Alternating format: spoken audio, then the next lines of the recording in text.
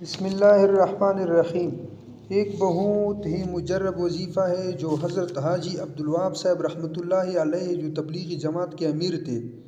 بڑے ولی اللہ انسان تھے، بڑے تہجد گزار اللہ والے انسان تھے، ساری زندگی اس نے اللہ کی راہ میں لگائی تھی۔ یہ عمل حضرت حاجی صاحب رحمۃ اللہ علیہ نے ایک بزرگ کو بتایا تھا،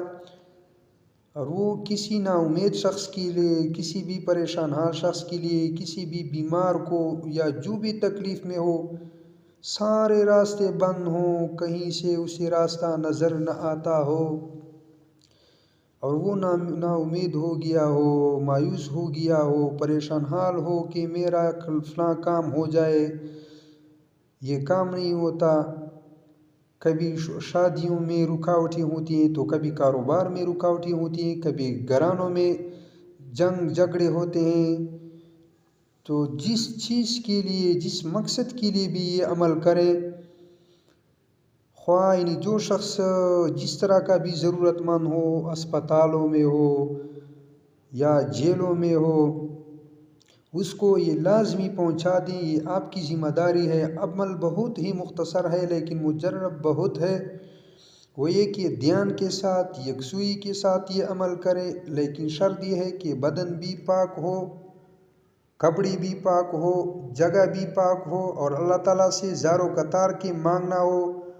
عمل مختصر ہے لیکن یکسوئی کے ساتھ، یقین کے ساتھ اور دھیان کے ساتھ، جو اس کا رزلٹ ہے وہ اتنا پاورفل ہے کہ کچھ دنوں میں، یعنی چند ایام میں آپ اپنی مراد انشاءاللہ العزیز بفضل اللہ پالو گے۔ لیکن عمل یہ کہ اس کے لیے وقت نکالو، بہت ہی مختصر عمل ہے۔ 3 دفعہ درود شریف پہلے، پھر 1 دفعہ سورہ فاتحہ بسم اللہ کے ساتھ، پھر 3 دفعہ سورہ اخلاص بسم اللہ کے ساتھ، قل هو اللہ احد اللہ الصمد، پھر 3 دفعہ درود شریف۔ لیکن عمل 41 دن تک مسلسل کرنا ہوگا، یعنی اس وظیفے کو 41 دن تک نہ چھوڑیں۔ تو انشاءاللہ العزیز اللہ رب العزت کے فضل و کرم سے آپ کا جو بھی مشکل ہو وہ اس وظیفے کی برکت سے حل ہوگا۔ ہاں، بعض عورتوں کو بیماری لاحق ہوتی ہے، یعنی اس کے مخصوص ایام ہوتے ہیں جو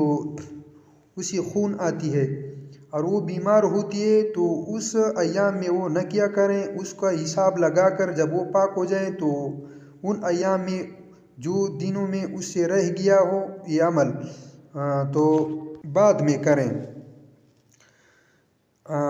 لیکن جس بھی چیز کے لیے کریں، خواہ کاروبار ہو، مال و دولت ہو، علم کے لیے کریں تو اللہ آپ کی علم میں اضافہ کرے گا، حافظہ کے لیے کریں گے تو اللہ آپ کا حافظہ بلند کرے گا، شادی کے لیے کریں گے تو اللہ آپ کو شادی نصیب کرے گا، یا خواہ جیسی بیماری ہو، یعنی لا علاج مرض ہو، وہ یہ وظیفہ مسلسل کریں۔ اللہ رب العزت کے فضل و کرم سے آپ کا جو بھی بیماری ہو، جس قسم کا بھی تکلیف ہو، وہ رفع دفع ہو جائے گا۔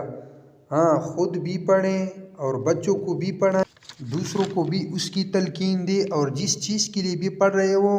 یاد رکھنا، ذہن میں اس چیز کو بھی رکھنا ہو۔ جیسے میں شادی کے لیے کرتا ہوں، جس عورت سے شادی کرنے کے خواہش مند ہوں تو اس عورت کو اپنے ذہن میں رکھ کے یہ وظیفہ کرنا ہوگا۔ علم کے لیے کرنا ہو تو علم کو ذہن میں رکھ کر یہ وظیفہ کرنا ہوگا، مال و دولت کے لیے کرنا ہو تو مال و دولت کو ذہن میں رکھ کر کرنا ہوگا، لیکن دھیان صرف اللہ کی طرف ہو تو انشاءاللہ العزیز آپ کا کام ہو جائے گا۔ بہت سے بزرگوں نے اس پر عمل کیا ہے، اللہ تعالیٰ کی فضل و کرم سے یہ کام ہوتا ہے، لیکن پابندی کے ساتھ، دھیان کے ساتھ، یقین صرف اللہ کی ذات پر رکھنا ہوگا۔ اور حضرت حاجی صاحب رحمۃ اللہ علیہ اس کی بہت ہی تلقین کیا کرتے تھے، اس وظیفے کو انہیں ایسی ضرورت مند شخصوں کے لیے بتاتا یا بیمار لوگوں کو یہ عمل دیتا، جب وہ کرتا تو فوراً اس کا کام اللہ رب العزت حل کر لیتا۔ تو آج کے بعد آپ اس پر عمل کریں، دوسروں کو بھی تلقین دیں، انشاءاللہ العزیز آپ کا جس طرح بھی